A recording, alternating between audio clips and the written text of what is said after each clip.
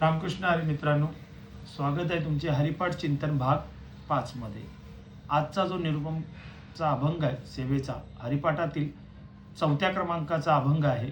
अभंग आहे, भावेविन भक्ती, भक्तीविन मुक्ती, बळेविन शक्ती बोलू नये, कैसेनी दैवत प्रसन्न त्वरित, उगारा हे निवांत क्षणशिवाया, सायास करसी प्रपंच दिननिसी, हरिसी न भजसी कवन्या गुणे, ज्ञानदेव मने हरि जप करणे, तुटले धरणे प्रपंचाचे।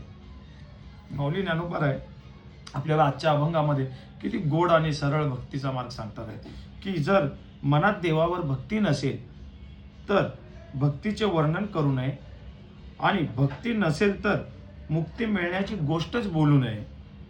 उदाहरणार्थ, अंगात बळ नसेल तर शक्तीच्या बद्दल वल्लंघना करू नये।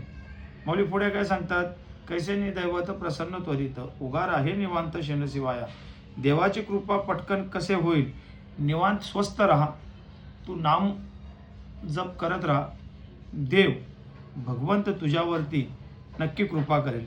सायास करसी प्रपंच दिननिसी, हरिसी ना भजसी कवन्या गुणे, तू जर प्रपंच रात्रंदिवस कष्ट करतोय, निष्ठेने प्रपंच करतोय, तर तू बाबा देवाचं भजन कर।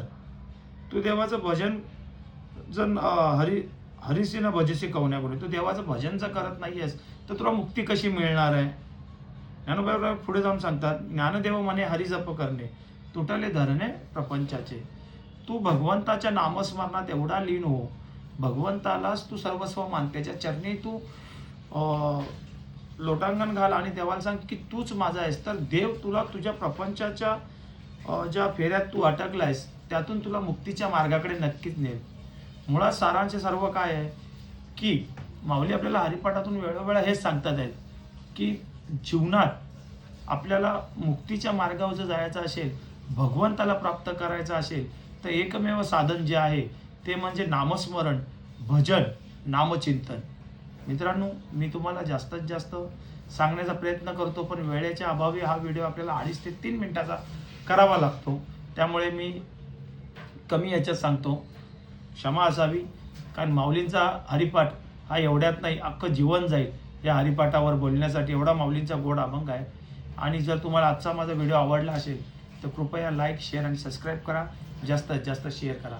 पुंडलिक वरदा हरी विठ्ठल श्री ज्ञानदेव तुकाराम, पंढरीनाथ भगवान की जय। रामकृष्ण।